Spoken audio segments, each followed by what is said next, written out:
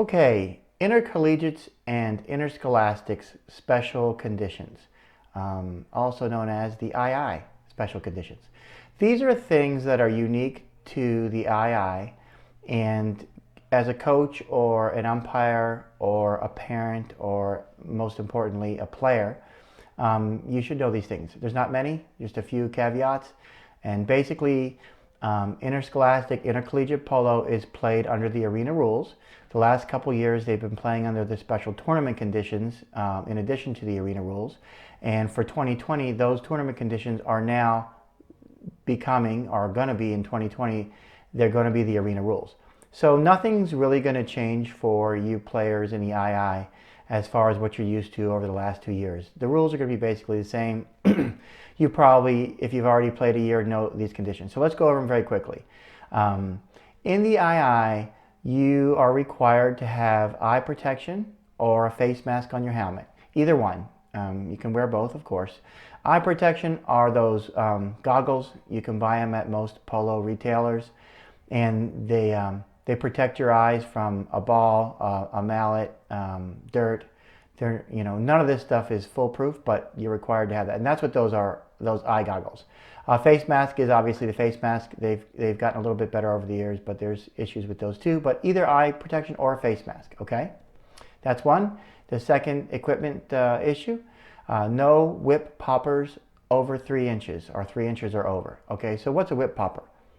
On the very end of your whip, there's a little tiny tail that hangs down. Okay, that's not really part of the whip. It's just attached to the end of it.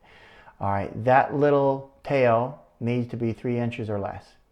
And the connotations are obvious. You've got parents watching, coaches watching. You're playing other people's horses. Okay, so you don't want to make a big bad sound. Even if it doesn't hurt the horse, perception is everything. I think it's more than everything these days. Okay, so that's the extra equipment you'll need to play in the II.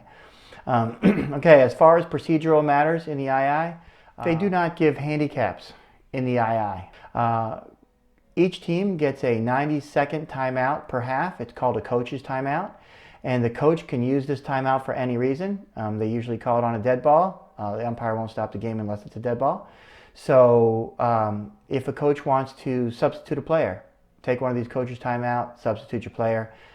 You want to break momentum of the other team, or you just need to tell your players something.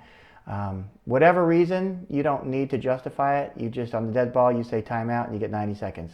Okay? Now, if your players want to switch horses with each other, okay, you don't need to use a coach's timeout. Just during a dead ball, just have one of your players say, hey, timeout, we want to switch horses with each other. And then the umpire will just blow the whistle, give permission, and that'll happen. I have seen coaches use their 90-second timeout for that. You can do that, but not necessary. Why waste the timeout? So know that. Experienced coaches do not know that. So it's our job to make sure that we give you that information. So that's the coach's timeout. Okay. Another strange little procedure. Players don't get to stick and ball before the games unless all the players are up and able to stick and ball. Once all the players that are going to play in the first period are up and ready, then they'll throw the balls out and you can warm up for a couple minutes. Okay. If you are new to the game in the second period, third or fourth or fifth or sixth, if you're brand new, you'll get a minute or so to stick and ball, just you with the ball. That's fair. And to warm up a little bit, they do that. Okay? So that's procedural items that are a little different in the II. Okay. Rules that are a little different, or rule interpretations that are a little different for the II. These are interpretations, pretty much. So, if you hit a horse with your mallet, any horse, your own horse, or someone else's horse, you can get a penalty against you. Okay, and if it's really bad, they'll call it dangerous use of the mallet, and you'll get a yellow card. If it's not that bad, it's just improper use of the mallet, and you'll just get a penalty. And the umpires really lean towards that, not to give a yellow card. They prefer to give a penalty. So anytime your mallet makes that clicking sound against a hoof or something, you're probably going to get a whistle, and hopefully they can figure out who did it. If not, they'll just address it and throw it in. But because you guys share horses, you got to do this. You know, it's important. Okay, no freehand whipping on a dead ball. That's not unique to the II. That's in all polo. Okay, but the interpretation for the II is no more than 2 successive freehand whips during live play. So on a dead ball, never freehand whip. During live play, don't whack your horse more than twice in a row. I know some horses kind of need it, and some coaches say, oh, we don't want you to wear spurs, so you're more dependent on your whip. Just 2 in a row. That's all you get. Sorry. Yellow cards and red cards. If you get a second yellow, or you get a red, which is the 3rd yellow, you're out for the rest of the period.